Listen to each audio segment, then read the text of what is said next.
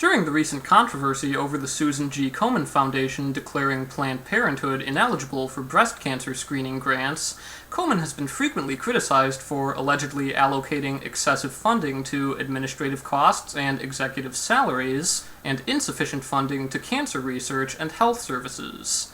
Administrative overhead provides a number that's very easy to wield against almost any major organization.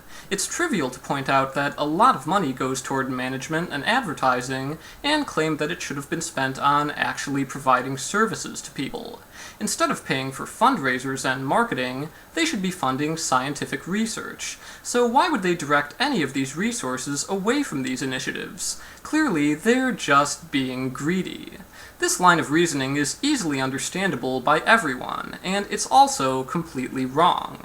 As a measure of an organization's efficiency in funding certain initiatives, this tells us almost nothing. The implication is that the proportion of their expenses which doesn't go directly to providing services is unacceptably high. But this conclusion can't be justified simply by citing a number like 20% or 25%.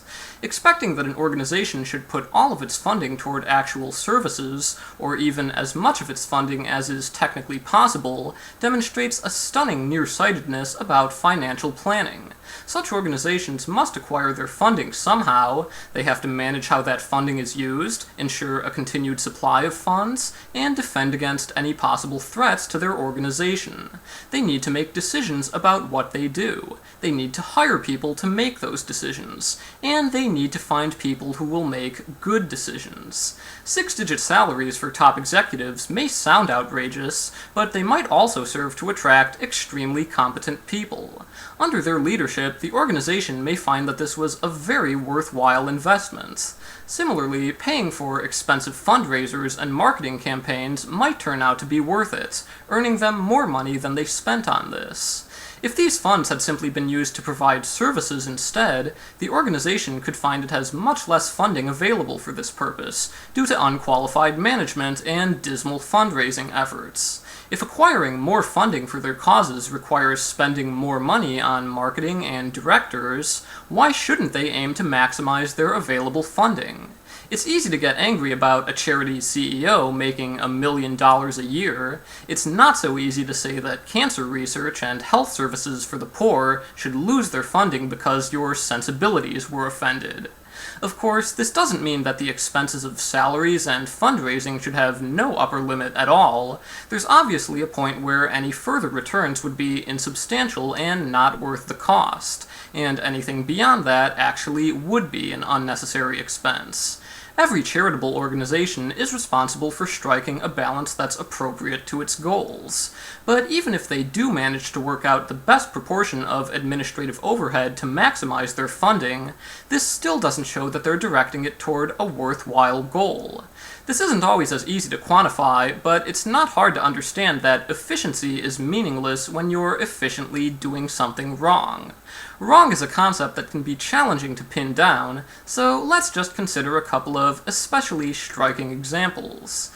The Toys for Tots Foundation claims to spend 98% of the donations it receives on providing gifts for less fortunate children.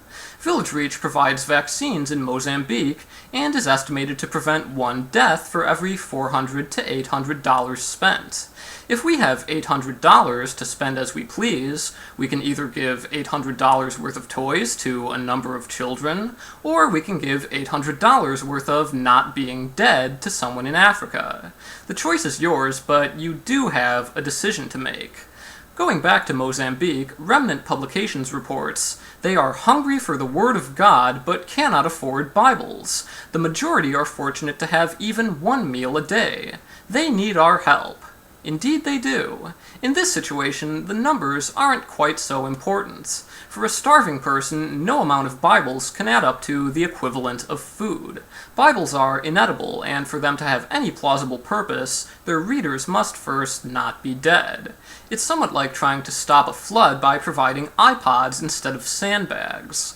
Remnant Publications claims that every donation of $3 will ship one Bible to Mozambique. Knowing that $800 will prevent someone's death, would you rather spend it on 260 Bibles or saving one life?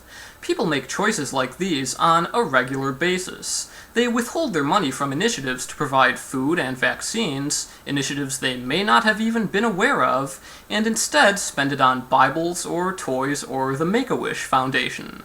Considering that this is how many people choose to allocate their donations on the scale of tens to hundreds of dollars, what the hell makes them think they're qualified to manage the finances of a $400 million a year foundation? To be clear, because some people tend to conflate these things, this does not mean that Komen's current resource allocation is the best it could be, or even that it's good. It does not mean that it isn't possible for charity directors to be overpaid, or for marketing efforts to be excessive. It is not a defense of Komen's litigation against other charities. It is not a defense of their senior VP, Karen Handel, who believes that gay adoption should be outlawed and gay parents are less legitimate than straight parents. And it does not mean Komen was correct in rescinding their grants to Planned Parenthood.